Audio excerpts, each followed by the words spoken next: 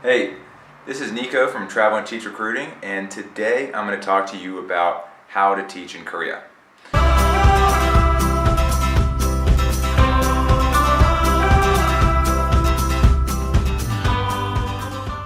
Just to give you a little background on myself, I actually taught in Korea for a year and a half, and I currently work as a placement coordinator who helps send teachers there.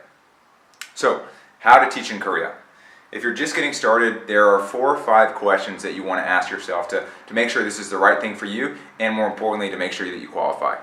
So, first question, do you qualify? To teach in Korea and get an E2 visa, there are really only 2 things that you need to have. So the first thing is that you need a bachelor degree, 4-year university diploma. And the second thing is that you need to have citizenship from an English-speaking country.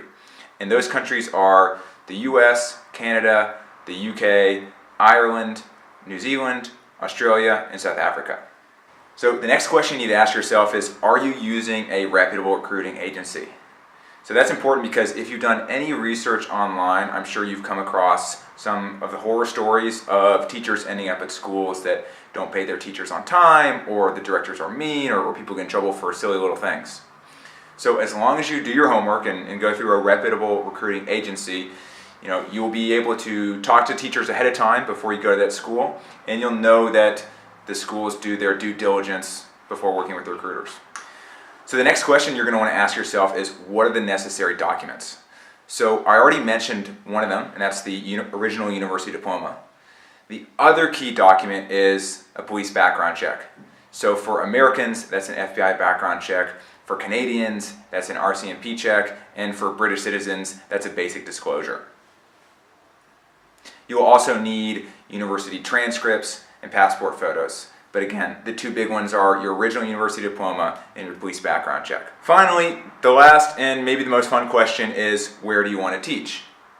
So before you immediately blurt out Seoul or Busan, you should know a few things. First of all, everybody wants to teach in those 2 cities. And I think for the most part, it's just because they're the most popular and a lot of teachers haven't heard of any other places to teach. And from my own experience, Seoul and Busan, they're definitely fun, but if you are curious and more open-minded, you should do a lot of research on other cities, such as Daejeon or Daegu or Gwangju.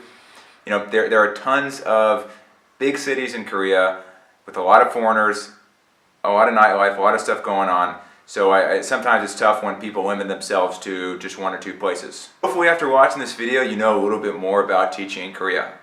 If you like the video, be sure to click subscribe to watch more videos just like it. And if you're interested in going to Korea, be sure to click on the links below to get started.